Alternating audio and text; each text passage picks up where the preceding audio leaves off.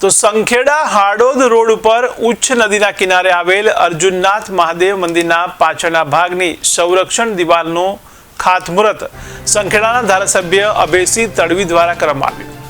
ત્યારે 2024માં ઉચ્ચ નદીમાં પાણી આવવાને કારણે અર્જુનનાથ મહાદેવના મંદિરનો પાછળનો ભાગ પાણીમાં ધોવાઈ ગયો હતો, જેને લઈને ધારાસભ્યએ સરકારમાં રજૂઆત કરતા 1,34 લાખમાં આ સંરક્ષણ દિવાલ બનાવવામાં આવશે તેવું કાર્યપાલક ઇજનેરે જણાવ્યું હતું।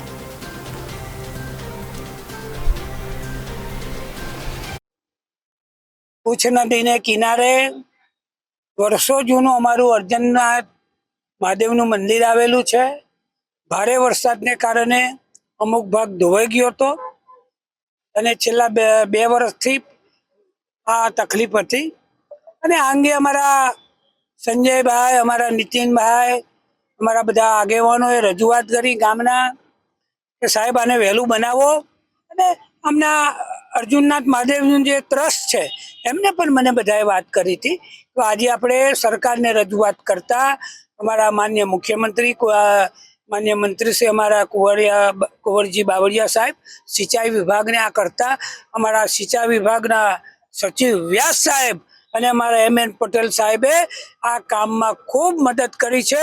વહેલી તકે આ કામ વહેલું થાય, 6 મહિનાની મુદત છે અને 65 મીટર લાંબુ અને 11 મીટર ઊંચું આ કામ થવાનું છે। 6 મહિનામાં પૂર્ણ કરવાનું કોન્ટ્રાક્ટર અને અધિકારીઓએ મને ખાતરી આપી છે। એટલે સરવારે અમારા સંખેડા નગરની અમારે તો અજાયબી કહે છે, અમારા દાદા વર્ષો જૂના અહીંયા બેઠેલા છે અને બધાનું કલ્યાણ કરે છે। બધાની આસ્થા સંખેડા નગરની પણ અહીંયા બધા લોકો મંદિરે આવે છે। આ આસ્થા અમારી કાયમ રહે એવી મહાદેવ દાદાને હું પ્રાર્થના કરું છું અને હર હર મહાદેવ, જય અર્જુનનાથ મહાદેવ। રોજ અર્જુનનાથ મહાદેવ ખાતે સંખેડા ખાતે અભયસિંહ તડવી સાહેબ, ધારાસભ્ય મલકાબેન પટેલ, જિલ્લા પંચાયત પ્રમુખ દ્વારા અર્જુનનાથ મહાદેવ પ્રોટેક્શન વોલ જે ઘણા સમયથી સરકારશ્રીમાં રજૂઆત અંગે હતી તેનું અત્યારે ખાતમુહૂર્ત આપણે અભયસિંહ તડવી સાહેબ દ્વારા કરવામાં આવેલ છે। અહીંયા પ્રોટેક્શન વોલ આપણે 65 મીટરની અને 11 મીટર ઊંચાઈમાં બનાવવામાં આવશે, જેથી આપણે જે ધોવાણ થઈ રહ્યું છે નદીમાં તેનું અટકાવી શકાય। તથા આગળ પંચેશ્વર મહાદેવ મંદિર પાસે એક ચેકડેમ બનાવવાની પણ રજૂઆત કરવામાં આવેલ હતી ધારાસભ્ય દ્વારા, જે પણ અત્યારે હાલ પ્રગતિ હેઠળ છે, જે ટેન્ડર મંજૂરી થયા પછી કામ શરૂ થઈ શકશે, જે આવતા વર્ષનું આયોજન કરવામાં આવેલ છે।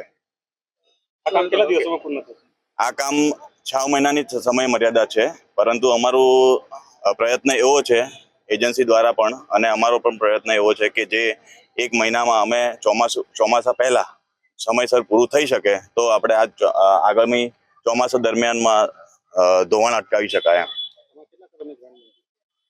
2 કરોડની ગ્રાન્ટ મંજૂરી થયેલી છે, પરંતુ એમાં ટેન્ડર બિલો આવ્યા પછી 1,34 લાખમાં આ કામ પૂર્ણ કરવામાં આવશે। જેજી રાણપરા, કાર્યપાલક ઇજનેર, સિંચાઈ વિભાગ, બોડેલી।